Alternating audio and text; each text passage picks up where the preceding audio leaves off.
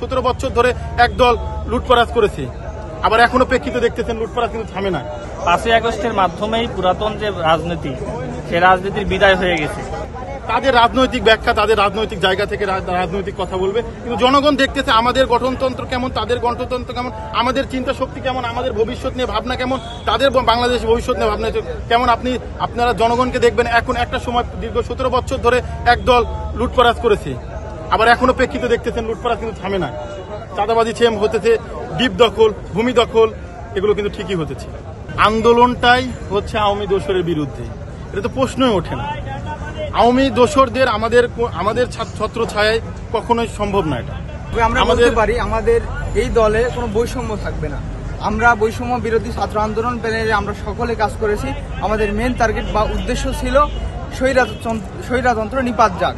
তাহলে আমাদের এখানে আশা করা যায় সামনে যে সকল দল যে দল যাবে তারা স্বৈরতন্ত্র থেকে মুক্ত থাকবে, সকলে তার ন্যায্য অধিকার পাবে।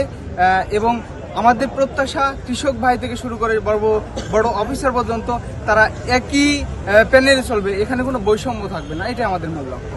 পুরাতন বন্দোবস্তগুলো আছে, সেই বন্দোবস্তের বাইরে নতুন ধারার একটা রাজনীতি আসবে, আমরা সেটাই প্রত্যাশা করি। 5ই আগস্টের মাধ্যমেই পুরাতন যে রাজনীতি, সে রাজনীতির বিদায় হয়ে গেছে।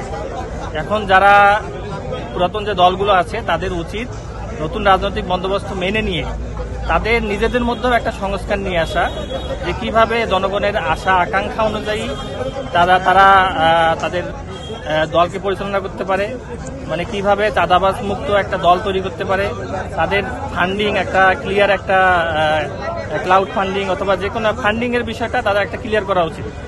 যে চাঁদাবাজ দখলদারি করে সেটার মাধ্যমে তারা ফান্ড কালেকশন করে দল চালাবে, এই কালচার থেকে তাদের বের হয়ে আসতে হবে এবং এজন্য তাদেরও একটা সংস্কার করতে হবে। যে আমি আজকে 1000 কোটি টাকা মারে গেলাম, 2 দিন পরে তওবা করলাম, মাফ চাই ফেলাইলাম, এইরকম ধর্ম চাই না। আমরা চাই ধর্ম যে ওরা বুঝতে পারে কারোর উপার্জন কেউ যদি মাইরে খা, তার পরকালে আর কোনো জায়গা নাই, আল্লাহ সেই জায়গা রাখে নাই। এই জিনিসটা যেন প্রত্যেকটা মানুষ বুঝতে পারে, তাইলে আমাদের দেশের দুর্নীতিমুক্ত হবে।